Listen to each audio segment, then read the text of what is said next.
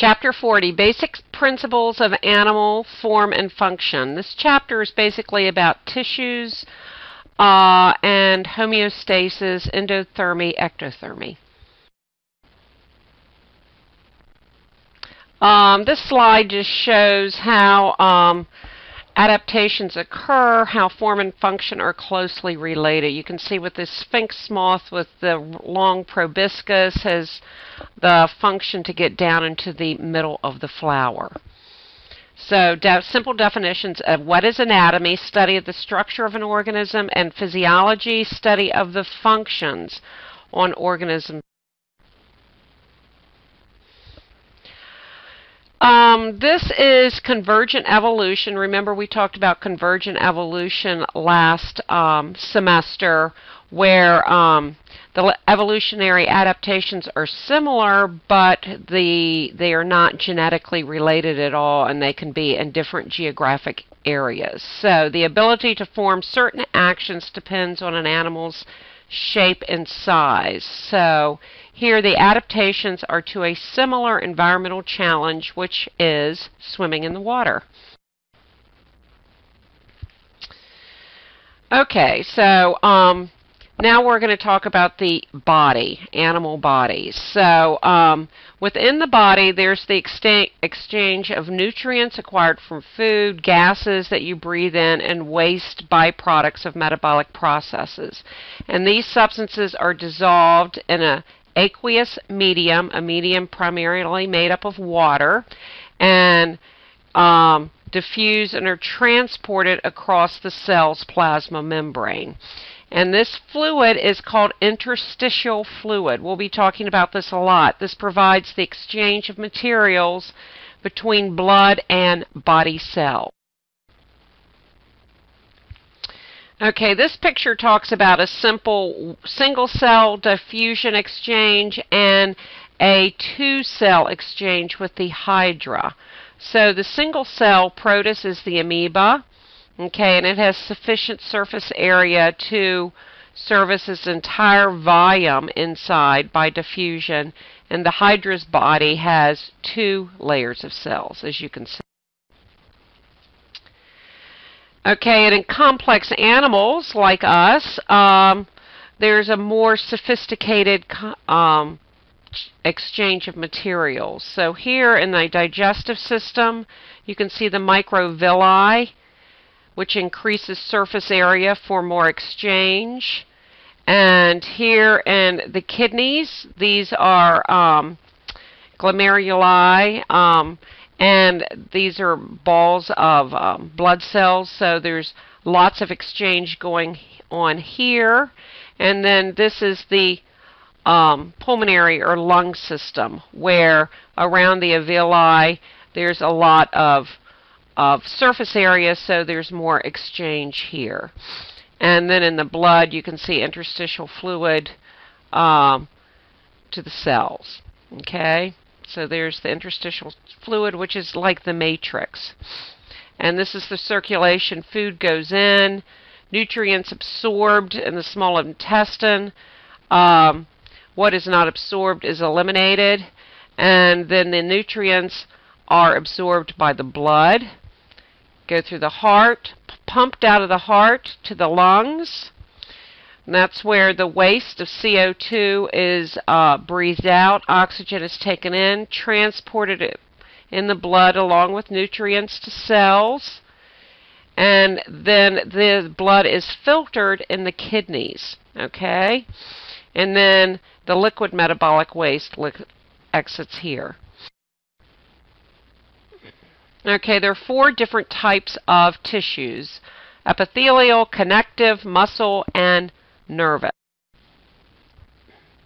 Epithelial, like our skin, is sheets of cells. It covers the entire outside of the body, lines the organs, cavities within the body, and there's very close packing of epithelial cells with desmosomes, tight junctures, and it's a barrier against mechanical injury, pathogens entering, and fluid leaving.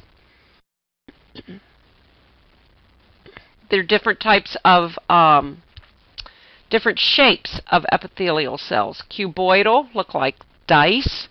Columnar, like bricks standing on end. And squamous, floor tiles. There's a great illustration of this, page 19 in the lab.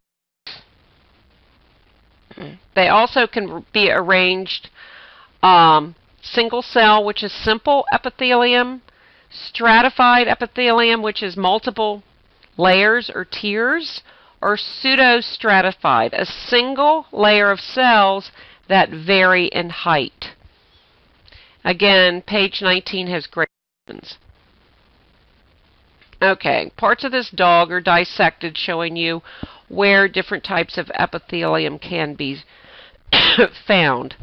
So, stratified columnar epithelium, multi-layered or tiers of epithelium. These are columnar, look like bricks. These are in the alimentary canal. Simple columnar, one layer. This is looks like it's in the small intestine. Actually, that was the colon. The pseudostratified ciliated columnar epithelium here is in arteries. The stratified squamous epithelium, which is varying layers in veins. Simple squamous epithelial here in the lung, and cuboidal epithelial in the kidneys here.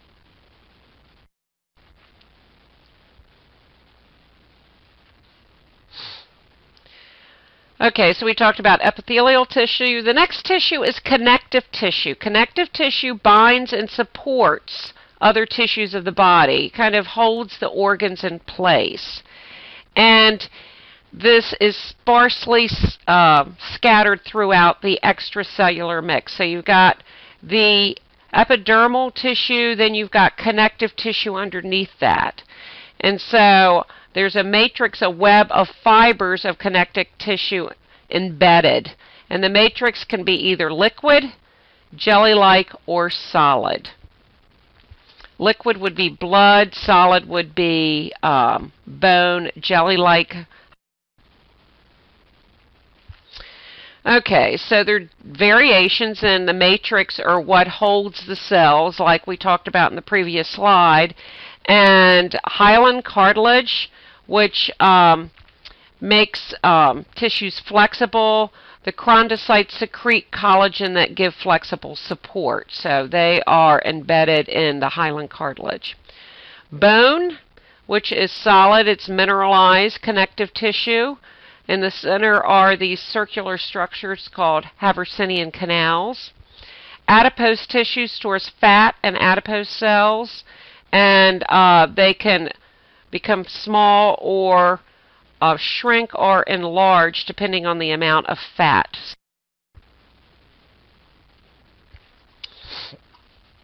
So binds and supports other tissues. Here is blood, which is liquid. It has red blood cells, white blood cells, plasma. Bone, we've talked about.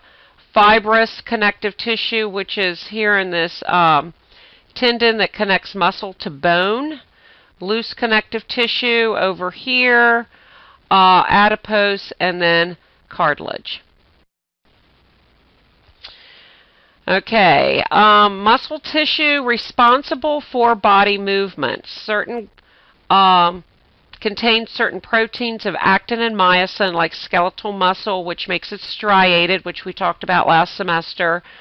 Muscle tissue is the most abundant tissue in many animals, and for it to work, it has to consume cellular energy. It needs ATP to do work. And the three types of muscle tissue that we're going to look at are skeletal and smooth. So here's the skeletal muscle tissue. You can see it's striated here. They're called fibers. Here is the cardiac. You can see this is striated and it's branching. Smooth muscle is non-branching and it has many nuclei. Nervous tissue, made up of neurons. That's the unit. Dendrites are the extensions. They look like little roots. And then axons specialize in transmitting nerve impulses from one neuron to another. Okay. And here is the cell body. Here's a neuron. And these projections, spidery-like projections, are dendrites. This is the nuclei. And then axons are, there will be one axon. You can't really see it, but that is responsible for transmitting the nerve impulse. And that's usually covered with a white myelin sheath, which if you look at nervous tissue, it has a white glistening. So tissues are organized into organs, and in some organs the tissues are arranged into layers. So here again is the inside, the lumen of the stomach. So here you can see the epithelial layer, a lot of microvilli, increases surface area for absorption. This is called mucosa. The next layer, submucosa, which has the connective tissue in it. And then the smooth muscle tissue under that, okay, which has a lot of nuclei. You can't see it there. And then serosa, a thin layer of connective and epithelial tissue, which is external to that. So it's like the outside of the stomach. So this is a multi-layered process. This slide is just, it's kind of an overview. We're going to be going over most of these systems, so organ system, what makes up the organ system, and the function. Okay, so like chapter 41, the next one will be the digestive system. And then we'll move on to circulatory, respiratory together. The immune system. We aren't going to really talk, well, excretory, kidneys, endocrine, we aren't really talking that much about because it interplays with all these other systems, and we'll be talking about the hormones.